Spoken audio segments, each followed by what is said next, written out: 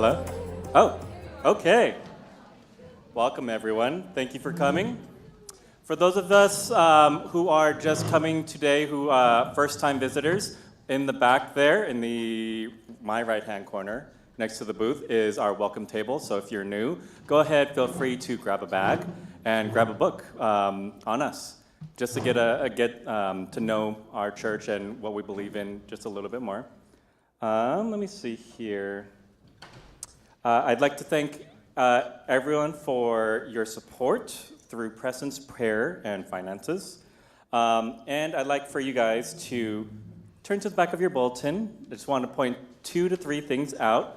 We have a little bit of information on the construction for our parking lot. We have an urgent prayer chain request if you guys want to join that.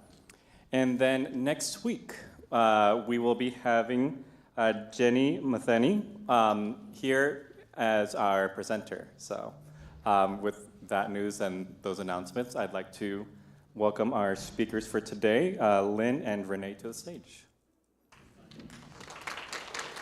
Not our speakers, but Lynn and Renee. No?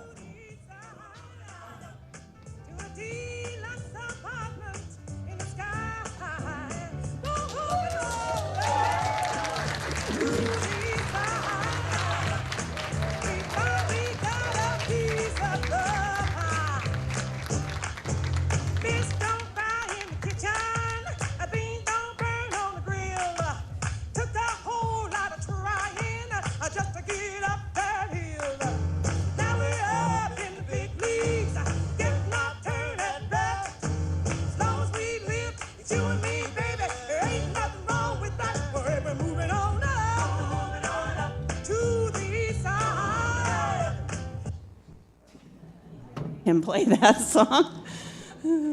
He loves me so much. I'm like, we have to play the Moving On Up song from the... Okay, Renee's going to start. Hi, everyone. I am pleased to promote a couple of kiddos, but also sad because they've been with me for a few years and I don't want them to go. But we're working on some high school activities and hopefully get that started next month. So Max Garibaldi, when Max started attending 412 Lounge, he seemed really shy and observant, and he didn't talk too much, but then the group and I came to see that he's a deep thinker. He's got a fun and funny personality. He does. He's got a curious nature, and he has a very helpful attitude, which is really nice. No, you do. It's not going to be the same without you, and congratulations on promoting to high school at school and at Crosswalk. I have a little. There we go. And then Isabella Rasler, who's not here today, she alternates Sundays. She also came to us as kind of shy, but I'd known her for a few years from Kids Crossing, and we bonded over cats. And she and I were probably the last 2 people at Crosswalk to wear COVID masks on Sundays. So we also bonded over our phobias. But we have lots of much deeper conversations now. And she also started out kind of shy and observant because even though she knew a lot of the kids, she didn't know how this new class was going to go. But she ended up being one of those people who asked just the right questions to make everybody think, including me. So she kept me on my toes. So congratulations to her, too.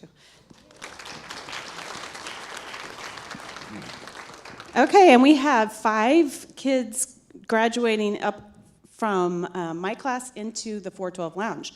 And we do this at 5th grade because I have kindergartners, and to try to get 5th graders excited about what I might be teaching for a kindergartner is a little bit tricky. So we move them up a year earlier than they do in the school system. But my first one is going to be Everett Reagan. Oh, well, first, before I say anything, I have to say, I agree with Renee. When they leave your class after having them for, some I've had for 4, 5 years, others for even just a couple years. It's very, very hard because you get very attached to them.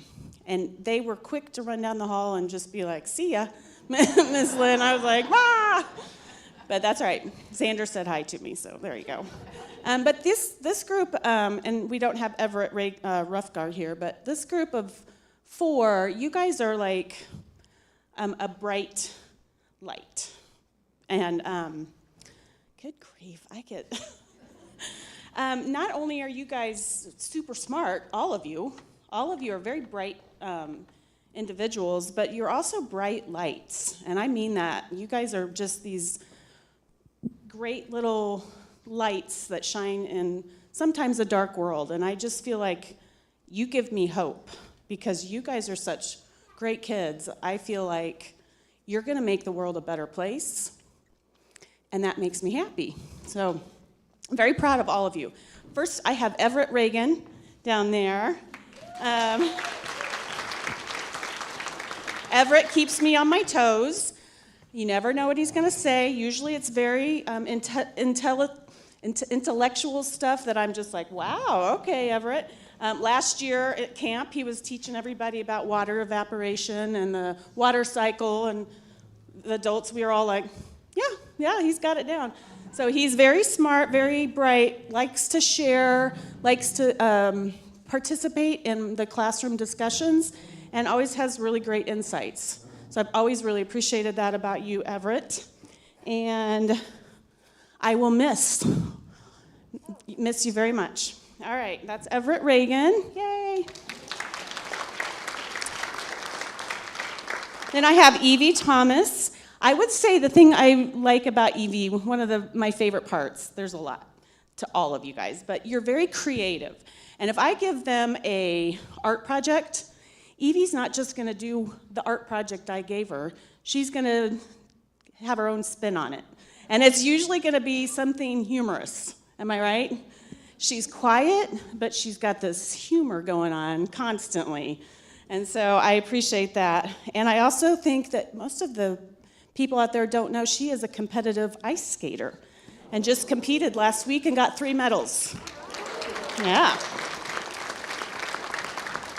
Evie, I'm going to miss you very much. Come back and say hi to me. And then I have Jack Willems. Jack. Yeah. I would say, Jack, I would call you the life of you know how they say the life of the party? You're the life of the classroom. You come in, he's always got some kind of crazy story to tell me or something that happened, and he brings a lot of life. And one of the things I like the most about you, Jack, is how grounded you are in who you are. And just beyond years, very sure of who he is, and it means a lot to see that in somebody so young. So, way to go. Xander.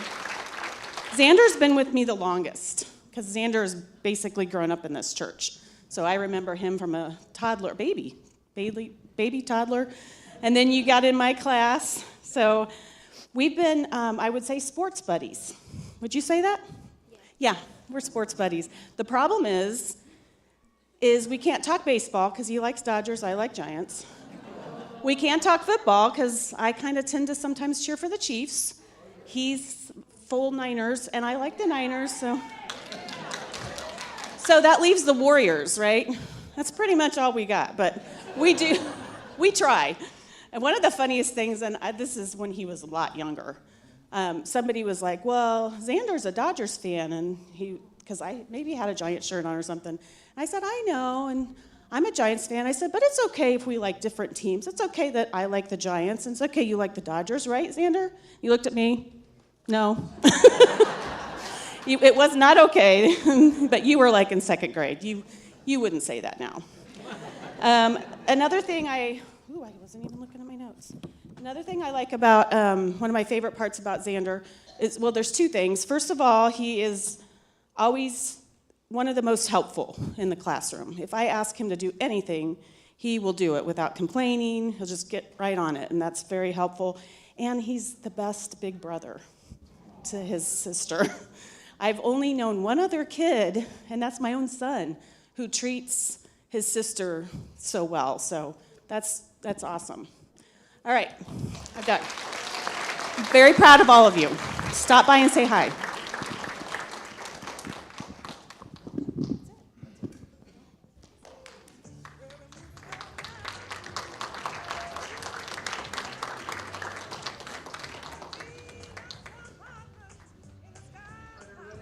There we are. I'm Pete. Good morning. If you're new to us, I'm also Pastor Pete here, and today I'm the rock star Pastor Pete, so super happy about that. We've got some songs for you. Why don't you join us on this first one? It's called Shalom. If you would like.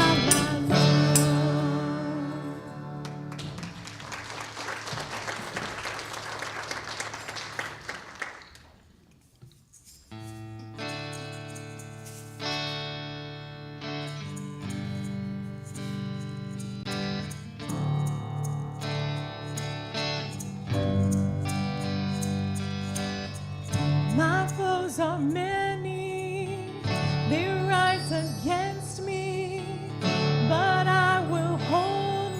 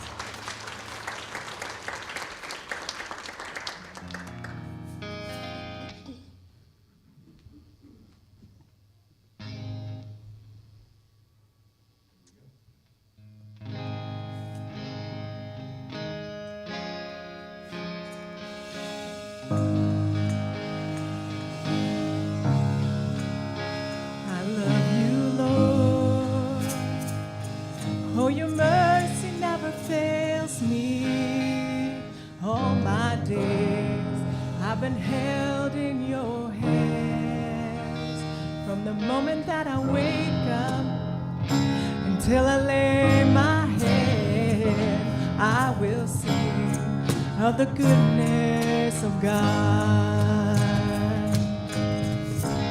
All my life you have been faithful. All my life you have been so, so good. With every breath that I am able, oh, I will sing of the goodness of God. I love your voice. You have led me through the fire in darkest nights. You are close like no other. I've known you as a father. I've known you as a friend. And I will sing of the goodness of God. And all my life you have been faithful.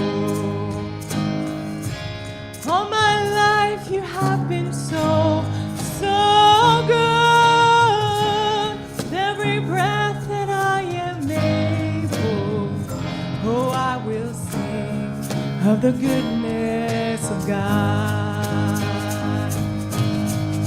Your goodness is running after, it's running after me.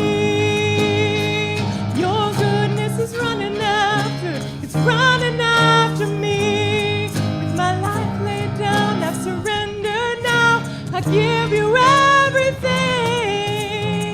Your goodness is running after, it's running after me. Your goodness is running after, it's running after me. Your goodness is running after, it's running after me. With my life laid down, I've surrendered now. I give you everything. Your goodness is running after, it's running after me. And all my life you have been faithful. And all my life you have been so, so good. With every breath that I am able, oh, I will sing of the goodness of God. Oh, I will sing of the goodness of God. Yes, I will sing of the goodness of God.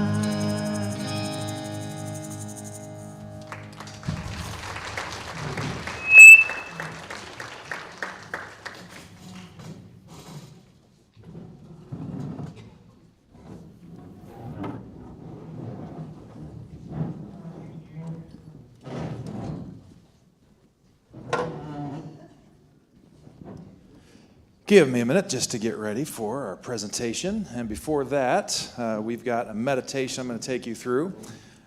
Just want to highlight, I shared this with the board when we met a week ago or so. Just want to celebrate what's happened in our music program. Not our music program, our children's program. Happy about the music program too.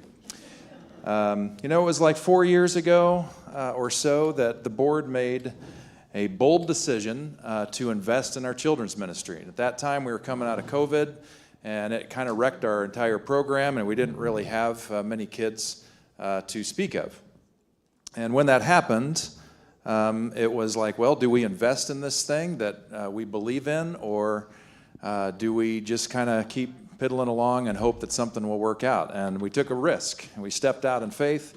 That sort of an if you build it, they will come kind of a thing. And started off with just a few kids in the elementary program, and then before you knew it, we needed to hire Renee to handle our 412 Lounge middle school program, and then people had babies, and so now we've got a nursery, and now we've got some kids in high school as we're trying to figure out what best to do with. So I just want to thank you for your generosity, because you made that happen, and thank our leaders for doing that, making that call. It was a big deal.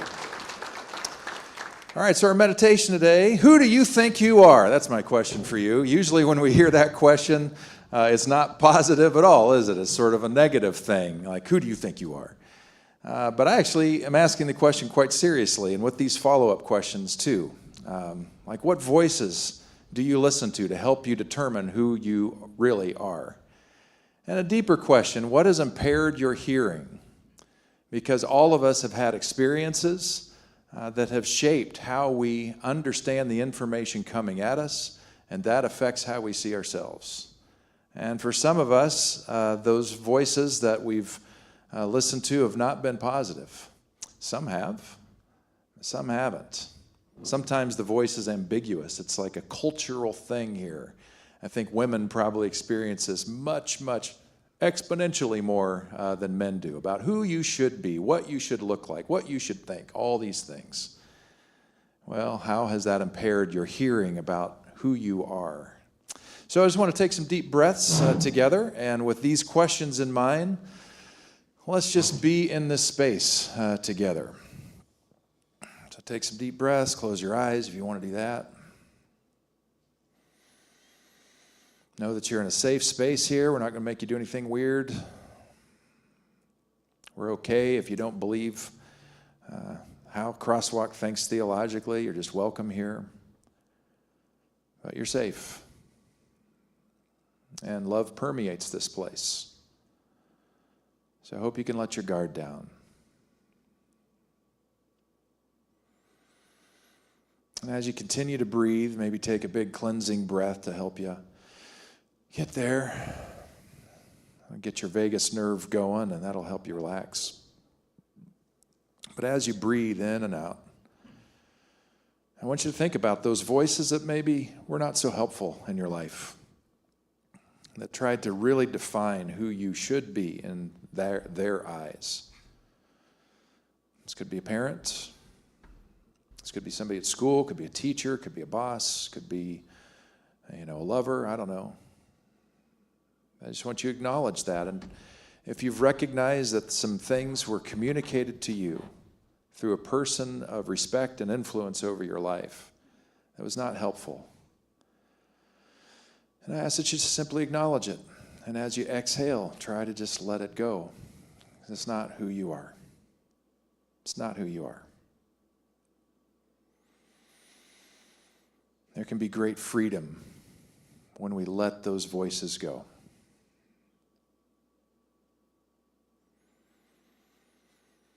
And there's a good chance, if you're a human being, that you don't need any external voices telling you who you are, because you have one in your head all the time, and it's you. And so perhaps throughout your life, you've told yourself, you can't do that, you can't be that, that's not who you really are. And I don't know where they came from, if it was fear, insecurity, whatever. But if you have some of those voices in your head today and you know they're wrong, you know they're not right, you know they're not telling the truth, how about exhaling them away right now? Just putting them in a timeout.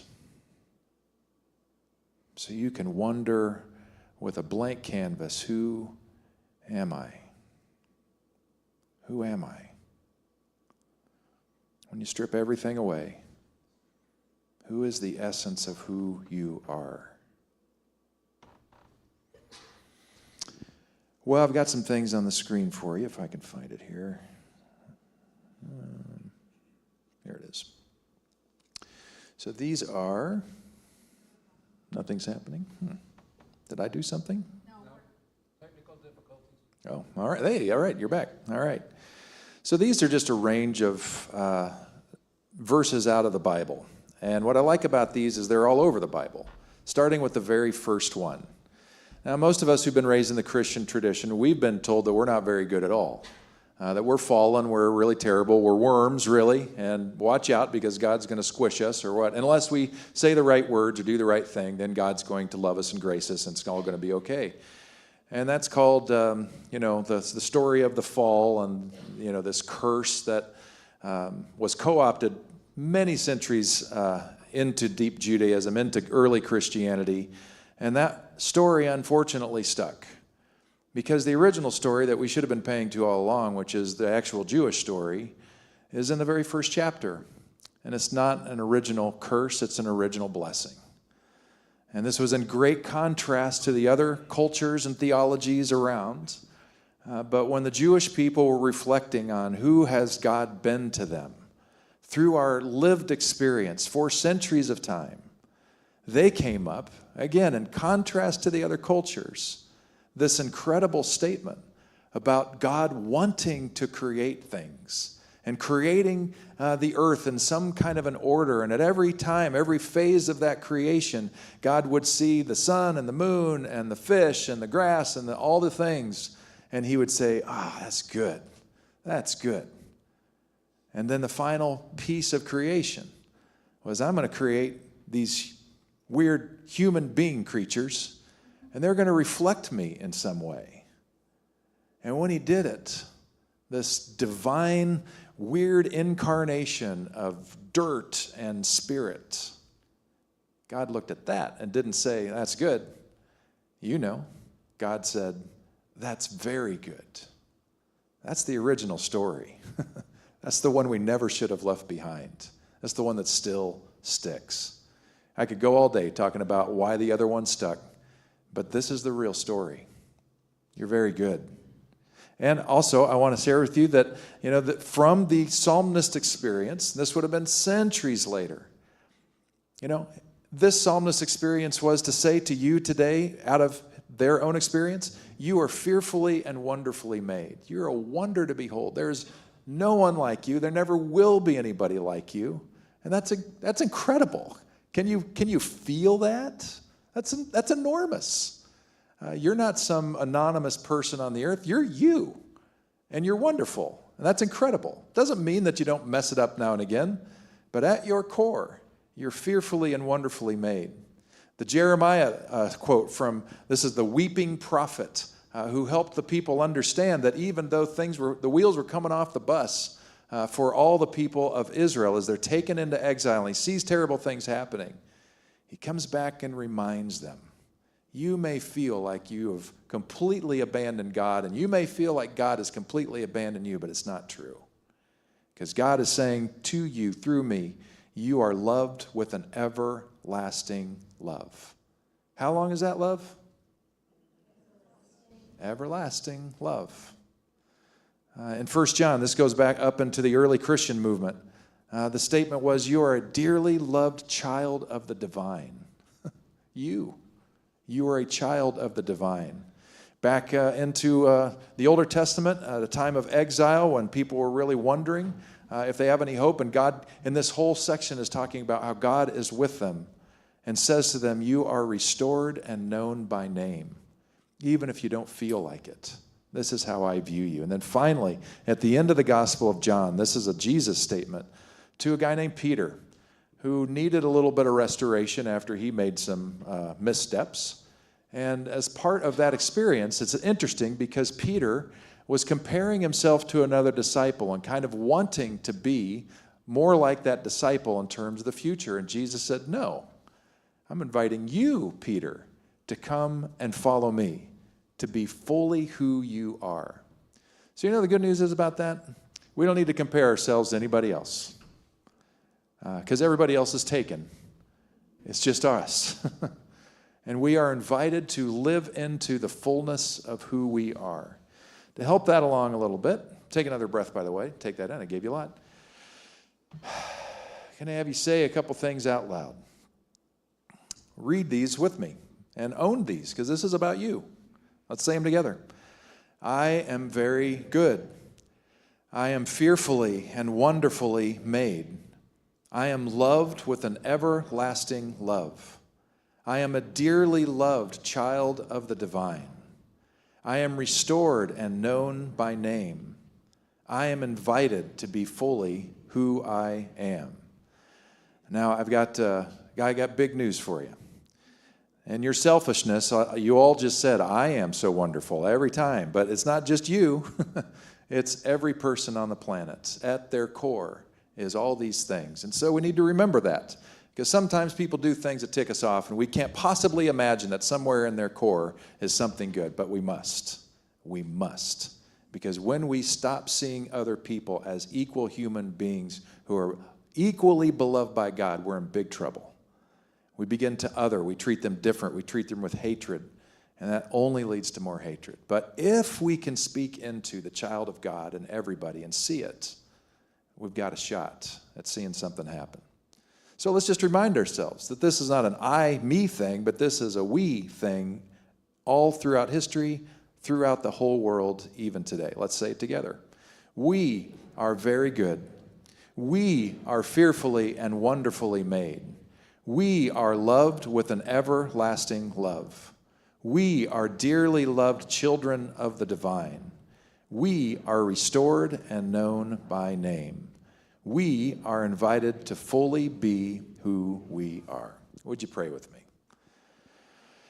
God, as we breathe in your spirit, your presence, may we really believe the things that have been said to be true of you and how you view us and how we might then view ourselves. What if ultimate reality is saying, yep, you're grounded in me, in this thing that we're swimming in love, in hope, in shalom, in well-being. How might we celebrate who we are, despite all the voices? How, God, might you help us see who we are and step fully into who you've made us to be? May that be the case today. May your Spirit doubly bless Nicole as she comes up today to live into who she fully is. May she feel free to say what she needs to say. And may we have ears to hear what we need to hear today. I ask this in the name of Jesus, who we follow. Amen. All right, Jenny, come on up and introduce our special guest.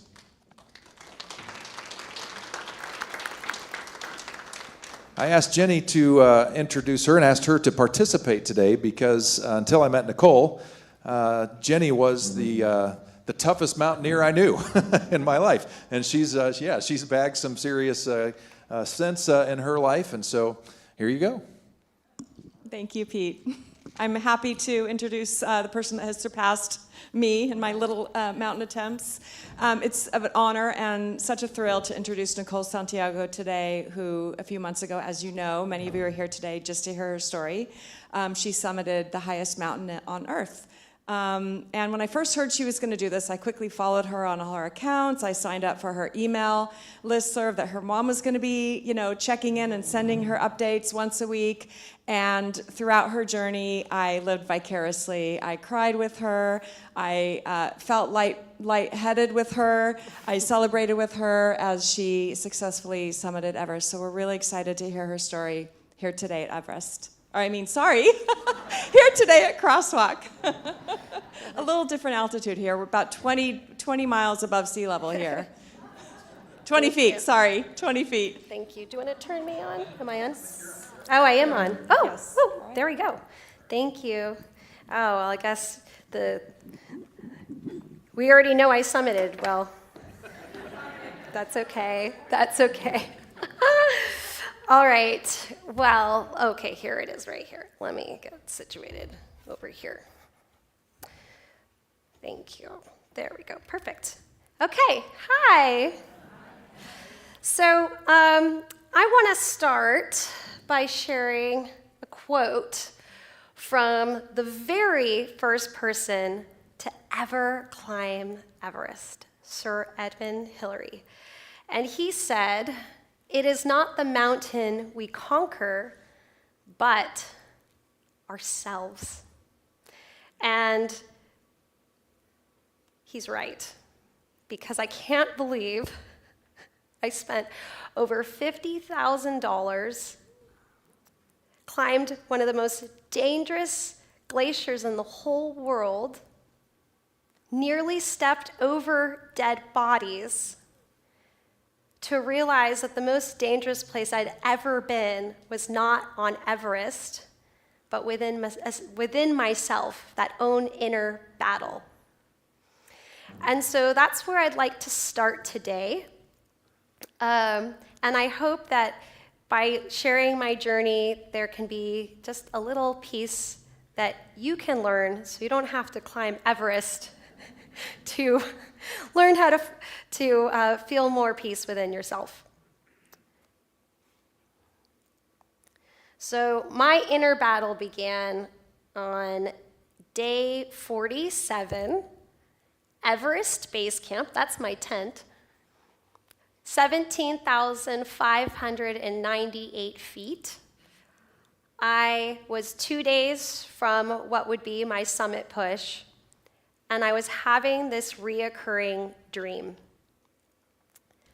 In the dream, I'm like on the way to the summit. I can see the summit ahead, and all these climbers are passing me, and I'm frozen, like my body can't move, I'm stuck, and these people are just going up, and I can see them celebrating on the top, and finally I stop one of them, and I say, can you summit, and I can't get there, I can't move, and they say, because we know we're deserving, and you don't think you are.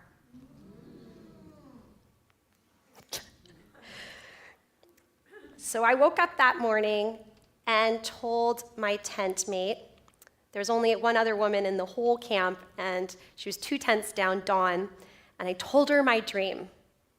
And she said, well, it sounds like you need to figure out why you're not deserving before you go up there, because clearly, like, that's what's holding you back.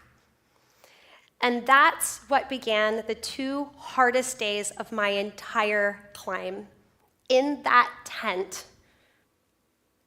bawling my eyes out, trying to get to like, what is it inside of me that doesn't feel like I'm deserving?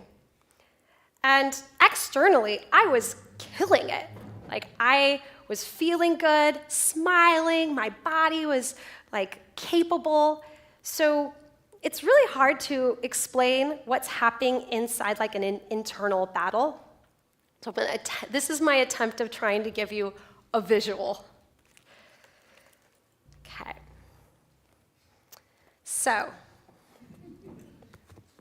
think I need to make this smaller. Here we go. There we go. This right here is what we're going to call like my spirit.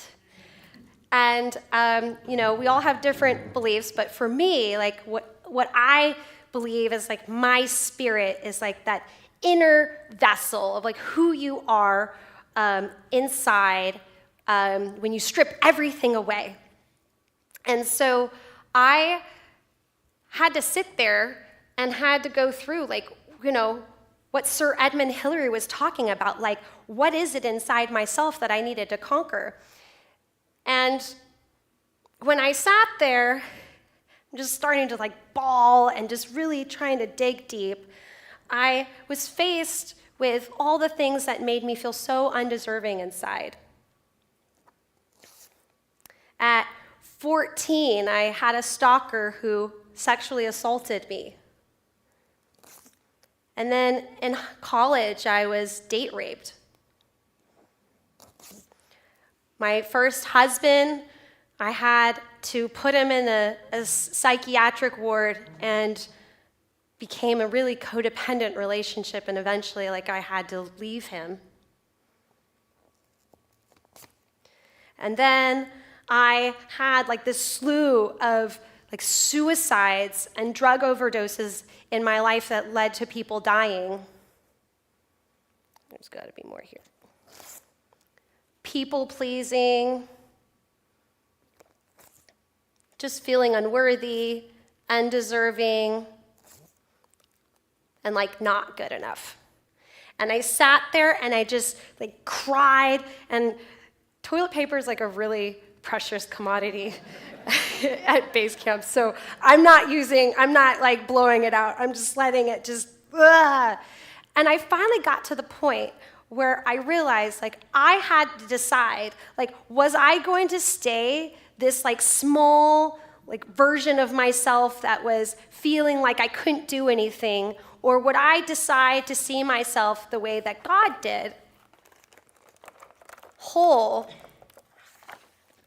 loved, chosen, deserving. And at that moment, I did something that kind of felt a little weird.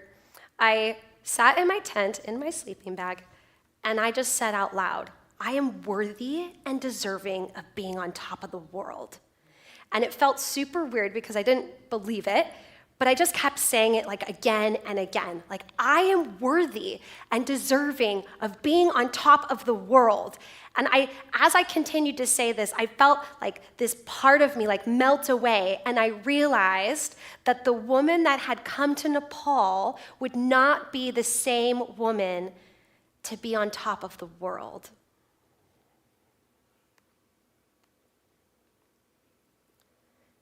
So now I want to take you like all the way back. This is like 2 weeks before I left for Nepal. This was an article written in the Napa Register, Into the Death Zone. And the death zone is the area from Camp 4 to the summit, 26,000 feet and above. It's basically the area where your body is deteriorating just being there. Like, if you stay there long enough, you will just die. And so people ask me all the time, like, Nicole, like, why would you want to do something so dangerous? And the reality is, like, I didn't just start climbing mountains yesterday. I've been climbing big mountains for about 16 years. And I had successfully summited Denali in Alaska 3 years ago. And when I got back from Denali, I received a letter of certification saying that they were certifying me to climb Everest. I'm like, whoa. And the first thing I remember thinking was, oh my gosh, there's like no way I can afford that. Then I thought, well, even if I could, like, I don't have enough vacation time. I only get 3 weeks off a year, and it takes 2 months to climb. And then I was like, I'm not strong enough. Like, there's no way I can do that. But then I thought about this little girl inside of me who didn't think that she was like worthy and deserving of her goals and her dreams. And I hadn't done like all this work, so that wasn't really my why. I started thinking about all the other women out there, and I was like, there's gotta be other women out there that have little girls inside that don't think they're deserving, and I'm like, I'm not okay with that. Like, I want all the girls out there to think that they can do anything, that they're worthy of their dreams and their goals. So I at least have to give this like my 100% and give it a try. And I don't know how like far I'm gonna get, but I'm gonna commit. And so a year after training and fundraising, I actually somehow make it all work. And here I am on the trek to Everest Base Camp. And, you know, Everest isn't hard because of the miles, although there are lots and lots of miles. What makes it so challenging is the elevation, 29,032 feet. And so to properly climb Everest, you can only acclimate to about 1,000 to 1,600 feet per day. So you're going up very slowly, and even as you're doing that, you can still get severe altitude sickness, which is HAPE, or HACE, which is a form of altitude sickness where you form liquid in your lungs or in your brain, which completely ends your expedition or your life. So we finally arrive at base camp, and the mountain is closed. Like, you can't go higher than base camp because there's this massive serac, which is basically this large glacier tower overhanging between base camp and Camp 1 that is in the way of the route, and it's too dangerous to pass because it could fall at any moment and kill you. So they're like, okay, you can't pass. We don't know when it's going to fall. So everyone is going to other mountains to continue doing their acclimatization climbs, because you can't just like go up to Everest. You have to go up, down, up, down. And so I had thought before that point, like, what's going to end my trip is going to be getting sick. But now, all of a sudden, I'm like, in order to continue climbing, I got to get on a helicopter and go to another mountain that's going to cost $4,000. And I'm like, this is it. This is the end of my trip. It's done. I don't have the money. But I got online, and all of a sudden, like, people were telling me, like, I believe in you, you can do this. And within 24 hours, I had raised all the funds to continue my trip.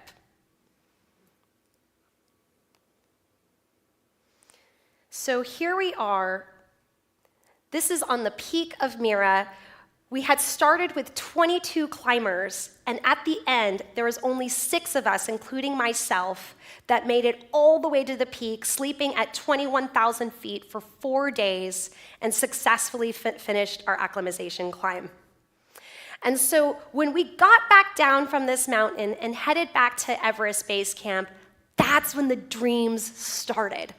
And I had to come face to face with the parts of myself that didn't feel like I was deserving to be there, to continue on and finish to go to the summit.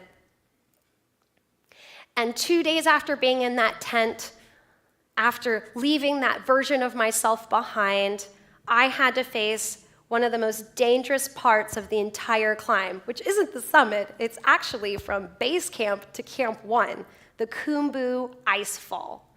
And it's a living glacier, and so every day there's different cracks and things happening in the glacier that you never know can just arise. And so you're roped in the whole time, but even then you're jumping and crossing over tons of ladders of glacial cracks. And this one was the most severe. It had 328 vertical, just below you, nothingness, and 6 ladders wide, all connected together. And what I hadn't realized before this was mountaineering is not for like small foot people, because all the guys I was with were just walking on the ladder with their feet and their heels touching both ends. But I am a size 6 shoe. My feet didn't fit. So I had to walk on this 6-length ladder on my tiptoes the whole time, and I'm just not looking down, climbing, going across this ladder and thinking oh my gosh, this is definitely the hardest thing. But then it just kept getting harder. So we passed the Khumbu Ice Fall, and all of a sudden, we are at Camp 1. Then Camp 1's below, so you can't see that. Then we get to Camp 2. Then we climb all the way up to Camp 3. And now I'm on 100% oxygen, the whole time. So you're not actually on oxygen just for the summit. You're actually on oxygen for 3.5 days. So I am sleeping on oxygen. I am carrying it with me to go to the bathroom. I am climbing with my oxygen tank. And you're never alone, because above base camp, you can get altitude sickness at any time, even in your sleep. And so I'm sleeping with my guide, Abi, to make sure that we're both safe. And every day, people are going down. And so we're at Camp 3, and we're on our way to Camp 4, which is all the way up, and it's pure vertical blue ice, the hardest day I've ever had. And I remember we look down, and we just see this line that looks like ants, coming towards us, and it's hundreds of people. And I look at Abi, and we're like, whoa, that's a lot of people, and they all chose the same summit day as us. Now, remember when I talked about the death zone, Camp 4, once you're there, you're not resting, and you can't just hang out there and wait for people to go. We had committed to our summit day, and we're at Camp 4, and it's happening. We're not going to wait it out. So later, I would find out that the day we had chosen was the busiest day in world history. So Abi and I decided that we were going to go hours before everyone else. I took a short 45-minute nap after the hardest day I've ever had, and we went for the summit. And here we are. Abi is my guide on your right. I'm in the middle. And to the left is Pemba, my oxygen Sherpa. And when we left, I remember praying, God, please protect us. But also, like, let me get what I need to learn on this summit. Like, I don't want to just summit. Like, I want to learn something. I want this to mean something. And I had no idea how literal that prayer would be answered, because within an hour, I'd be exhausted, tired, hungry, and telling Abby, like, hey, I need a break.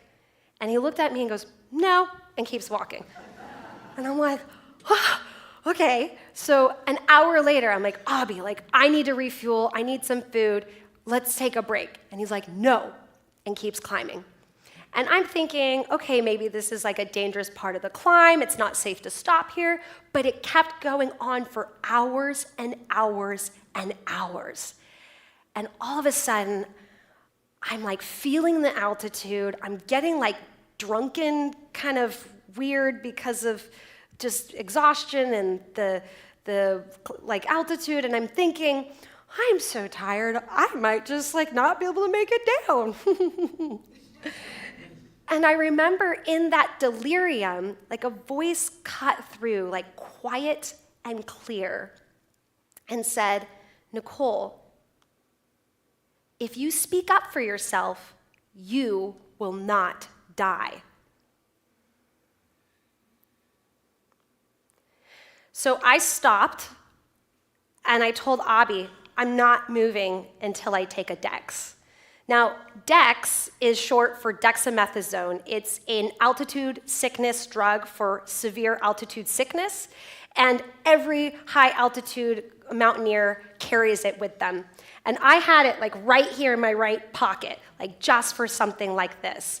And the problem is I can't give it to myself. I'm wearing these like massive expedition gloves. If I took them off, I could get frostbite.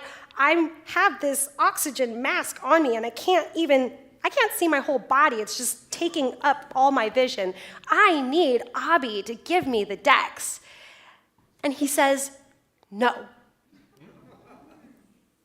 And so I'm like, here we are on the side of a cliff, near the top of Everest, in pure black darkness, and I'm like having this like back and forth conversation with my guide. And finally, I just say, I know my body, I know I can do this, I just need a little help. And so finally, Abby opens up my pocket, grabs my pill, I pop it in my mouth, and within minutes, I just feel like this fog just lift. Like, oh, okay. I got this. And that's when I saw it. The first dead body. And, you know, everyone knows there's dead bodies on Everest, so if you didn't know, surprise, there's a lot of dead bodies on Everest. But what people don't tell you is what it's going to feel like on the hardest day of your life at altitude in pure darkness to see a dead body. And I remember thinking, if I had not just advocated for myself back there, seeing that body would just have destroyed me. It would have just completely destroyed my confidence. But I remember seeing that body and thinking, I'm not going to be that person. Like, I'm going to make it down. And I don't know if it was like the altitude or what, but I actually imagined the body was like laying like this. I remember imagining this body like lifting its head and being like, Nicole, you're not going to die like me, and like giving me a thumbs up, and then like putting its head back down. And so we continued on, and 20 minutes later, my headlamp battery dies. And I'm in pure darkness. I can't see a thing. And so I had a spare pair of batteries. So I pull up my batteries, I put it in, dead. Because at altitude, like, batteries just die. It was a brand new battery and it was just dead. So I had to do the very last steepest part of the climb to the summit in pure darkness with just this slither of light from Abby, my guide's headlamp in front of me, and Pimba's light behind me. And we reached the summit at 2 a.m. Complete darkness. I could not see a thing. And I was totally at peace with that because I had already earned that summit back at Everest Base Camp, bawling my eyes out, telling myself I am worthy of being here. And the summit just affirmed what I had already done. So we spent about 15 minutes on the summit, and we turned around to go down, and then we saw all these headlamps, hundreds of headlamps, all in the distance, coming towards us. We're like, whoa. So we're like, we got to get down. So we start going down. We pass everyone without getting through the crowds. And after that, all of a sudden, the sun began to rise.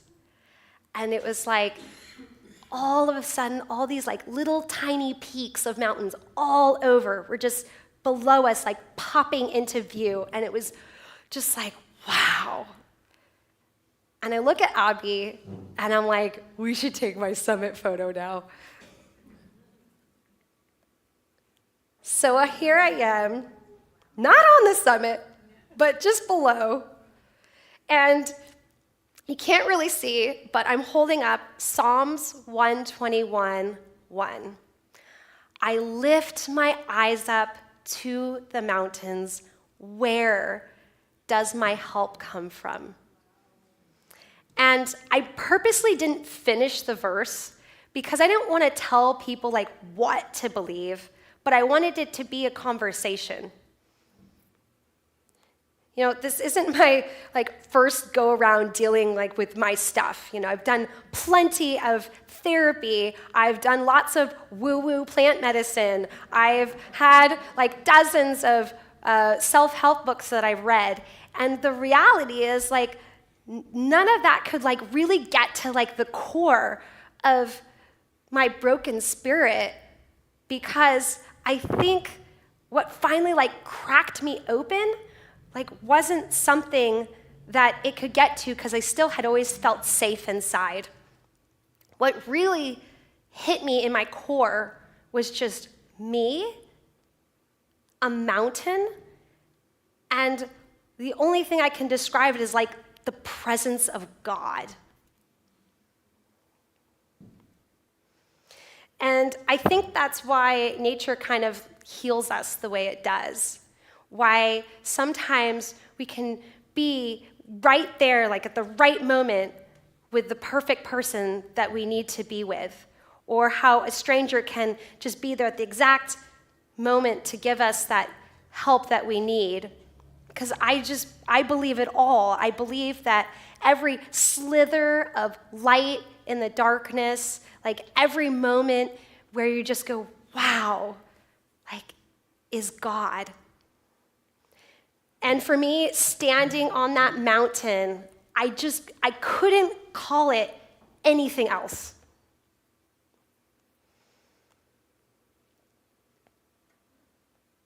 This is my real summit photo. I like the other one better. So when people ask me, what did you learn?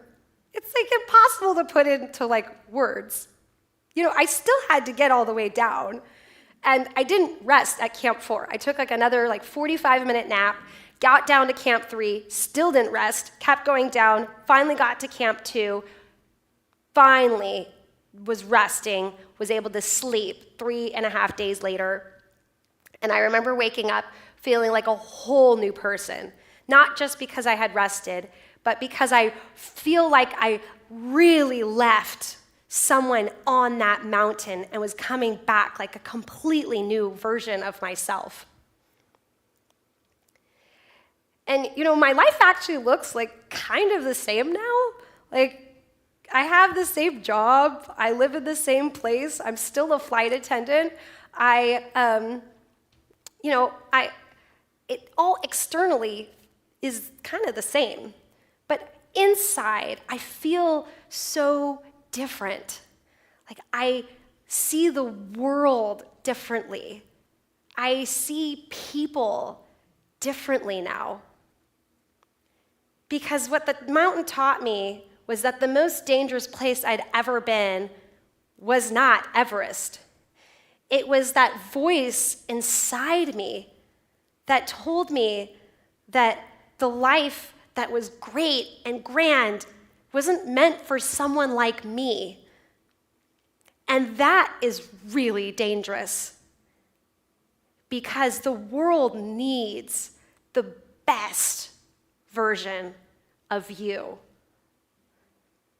and of me to heal, to love, and to move mountains.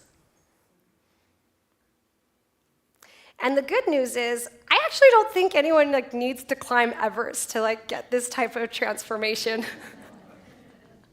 But I do think we need a mountain, a place or something that allows us to get away from the distractions and the noise and the coping mechanisms that keep us from really seeing whatever it is that's going on inside that needs healing, so we can really truly see ourselves the way that we were created to be, whole, worthy, and capable of impossible things. So I just want to leave with two things. The first is that I really hope that no one stays at the bottom of the mountain. Just don't stay there. You are all so worthy of shining bright and being that version of yourself that God has created you to be. And second, the world is not going to wait for anyone to ever be ready. So just don't. Just start. That's it. Thank you.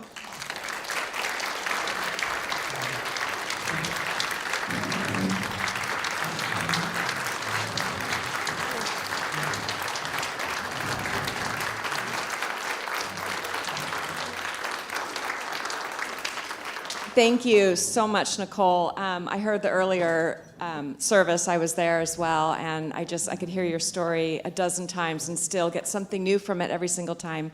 I just really appreciate how much you share. You were vulnerable with us and shared your healing journey and shared some really scary things that have happened in your life, because I think all of us can relate to that, to some part of your story. And I'm going to open up for questions, but I want to say first, I want to start it off with my first question. When you're at 26, 27, 29,000 feet above sea level and you're just basically surviving and you have no distractions, you describe that ability to really tap into your God, your higher power. How do you do that here at 20 feet above sea level? Yeah, I do think that for me, why nature is so healing is because I don't have all the noise of life and the chaos. And so I think it's just, for me, it's just taking a step away from my phone, from just all of the stuff, and just being alone with nature. For me is a huge place of spiritual awakening, but whatever that place is, yeah. Thank you. Okay, questions? One back here.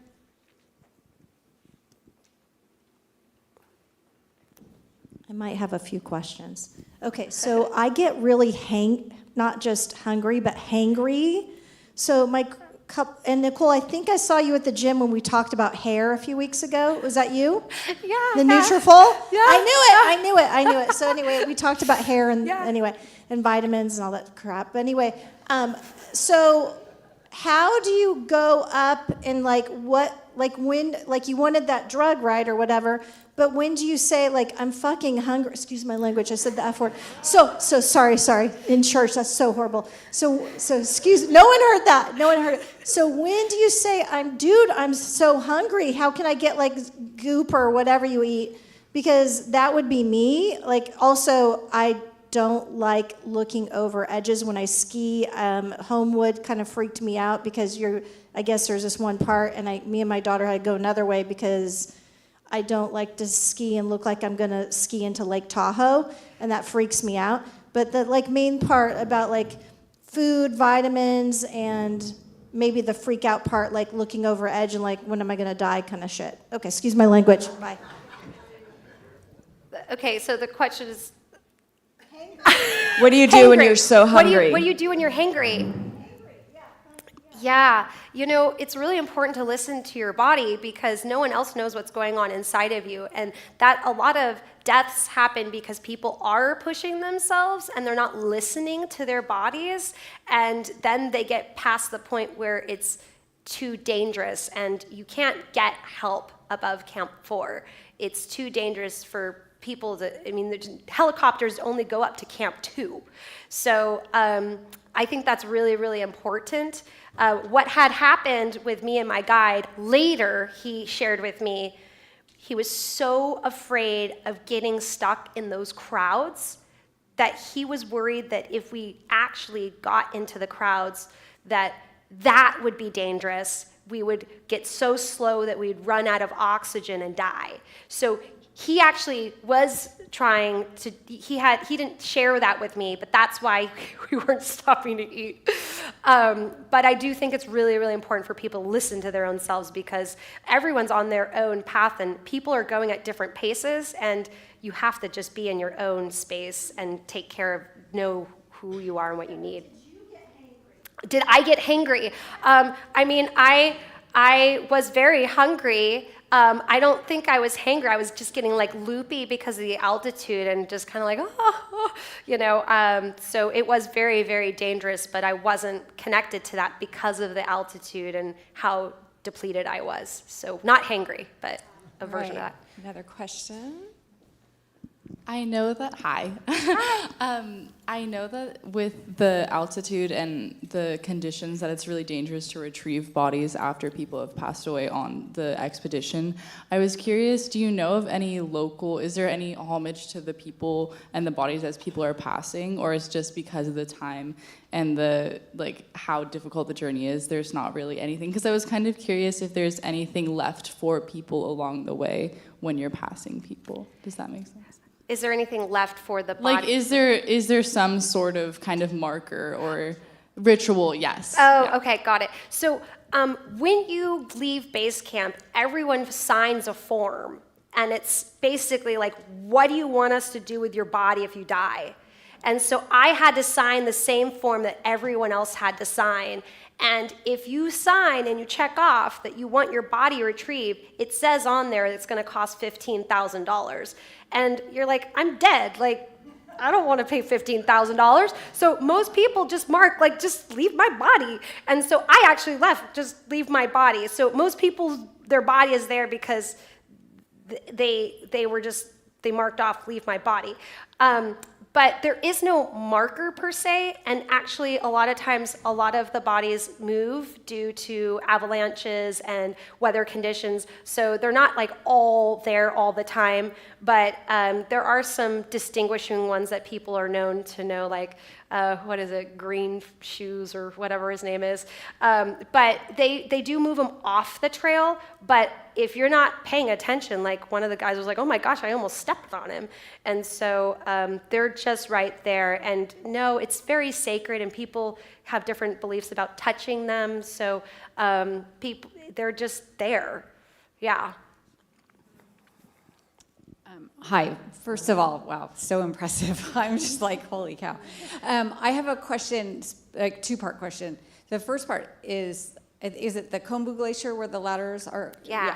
So, and there's multiple places where you go over ladders, right? Yes. I'm just curious, as a woman doing this, why do you think there hasn't been almost a track for women where the ladders are closer together? Because you can't be the only person that has done that, and like what percentage of people who summit or climb Everest, I should say attempt, are women? Yeah, so I was in a group of 22 climbers, and there's only one other woman in my group. So there's not a ton of women. That's actually low. It's it's closer to 10% now, but there's not a ton of women to like really be advocating for a huge change like that.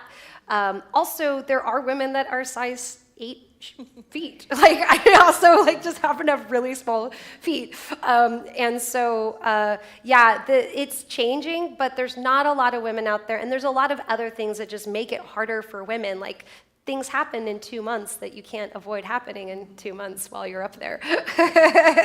And so it's a lot more, there's just more physical challenges with women for sure, but maybe when the odds get higher, like things like that will happen. Mm-hmm. Yeah, 100%, yeah. Did the other woman in your group make it to the top? She did. Oh, good. Mm-hmm. Yeah. More questions?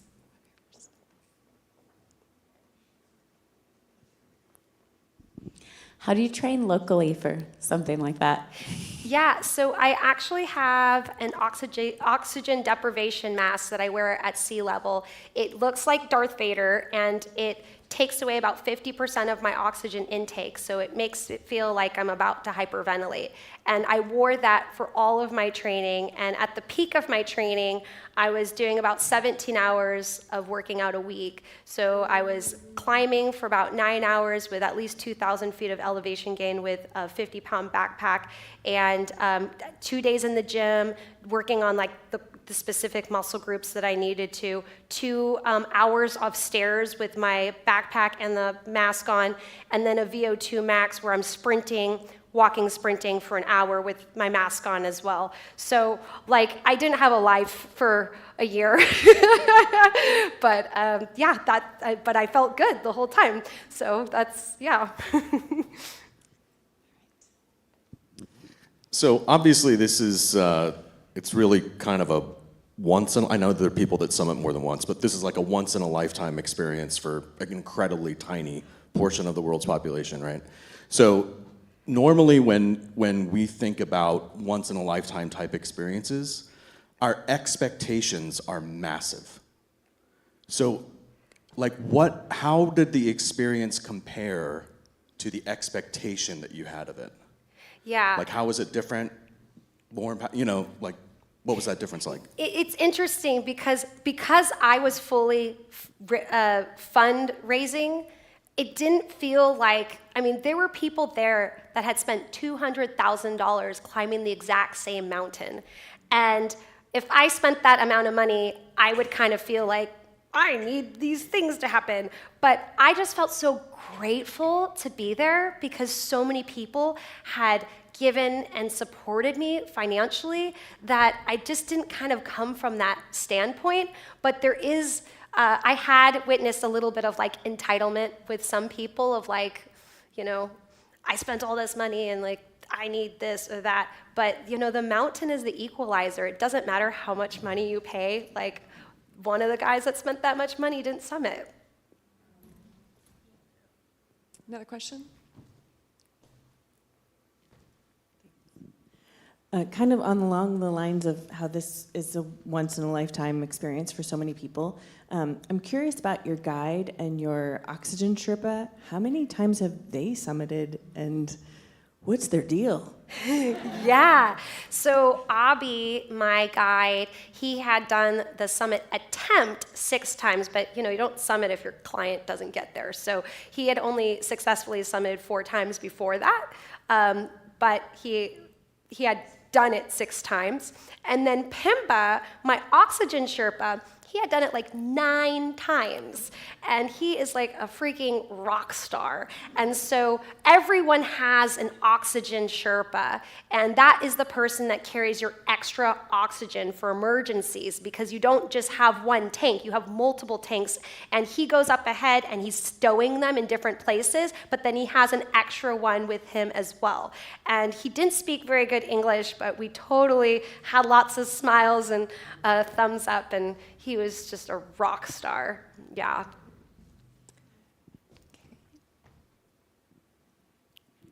I have a two-parter, but you didn't answer my question about Oh, looking over dang an edge and being freaked out or not. Oh, but the that's edge. okay. You Okay. can talk about Yeah, that yeah. later. Okay. So you can talk.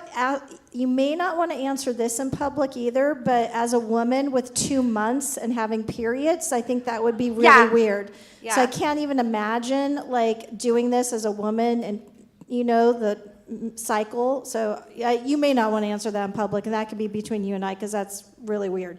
But so my daughter goes to Napa High. She's on the leadership team, as Jenny knows. My daughter's kind of the leadership person at Napa with other things. And for some reason, she was president of the backpacking club, but didn't backpack last year because her boyfriend of 7 months broke up with her, and she was like crying forever. But she somehow passed her AP exams, which I don't know how she did it. But I'd love for you to speak at Napa High. The other thing my daughter and I experienced a few years ago was this, oh God, what is his name? He has a crazy name. I'll look it up because I can't think of it. Buddy's Surf School. And I really think you should have a documentary like him because he started teaching surfing again in Lanai after the fires and everything. And I think this should be a documentary, what you're doing, just like him. And I think you should talk to him. But I'd love for you, I have connections at Napa High, which Jenny does, of course, too. And I think you should be speaking to all of Napa High School and probably Vintage and Justin and New Tech as well. Right, everybody? Okay. But the question was the height. So, yeah, the height. I'm not afraid of heights. So, I mean, you just can't look at it and you just have to try to look straight ahead. Yeah. Mm-hmm. All right, we have a question up here. How are we doing on time? We're doing a couple more. Hi, my name is Bert, and I got to know Nicole about 6 months ago before she went on this journey. And I ended up working, doing volunteer work in India, in Calcutta, and I met Mother Teresa. And so I help her with taking care of the dying destitutes, washing, bathing, and feeding. And so at the time when I went back to the United States, she gave me some medals. And I asked Nicole if she can take 2 of these medals to the top, one for herself and one for me. Yeah. And so she's I have it right here. And so I'm pretty sure that Mother Teresa helped her to reach the top. And so I said my prayers every night for her. And so she's a wonderful lady, and I'm so overwhelmed with what you have done. Thank you, Thank Bert. you very much. Yeah, Bert gave me 2 medals, and I brought them both to the top of Everest, and I kept one and gave him one back. So he has one too. So special. All right, Brian? Ever since the Sunday you mentioned that you were going to climb this, I have been so excited to hear your story. And honestly, you do not disappoint. This is the closest I will ever get to climbing Mount Everest. It was really remarkable. Now, I'm just curious, does the guide, how many people does he have with you? Was it just you with one guide and one Sherpa? Yeah, so you can decide, there's different tailoring ways that you can do the climb, but when you're with a Nepalese guide, it's generally 1-to-1. If you go with an American guide, they can do a larger group, of 4 or 7 to a group, but then they have multiple guides. But there's different types of certifications, and a lot of the non-Nepalese people have the International Mountaineers certification, which is like $10,000 to get. And Nepalese people only make about $1,600 a year, so it's very expensive for people in Nepal to get that certification. And so I specifically wanted to support people in Nepal and go with a local guide. Mm-hmm. Nicole, can you share about what's next and how it's part of your bigger plan? Ooh, yeah. So I do have a QR code there that you can scan to follow my journey, but I'm going to be going to Antarctica next year and climbing at the South Pole. And so that will be the last of my 7 summits. And so I'll have completed all the tallest mountains in all the continents as of next year. And it's exciting specifically as a woman because there are almost 1,000 men that have done it, but there's less than 100 women that have climbed all the mountains. And so I'm really excited about being a part of that small female community. Yeah. Incredible. We're excited to follow you. Thank you.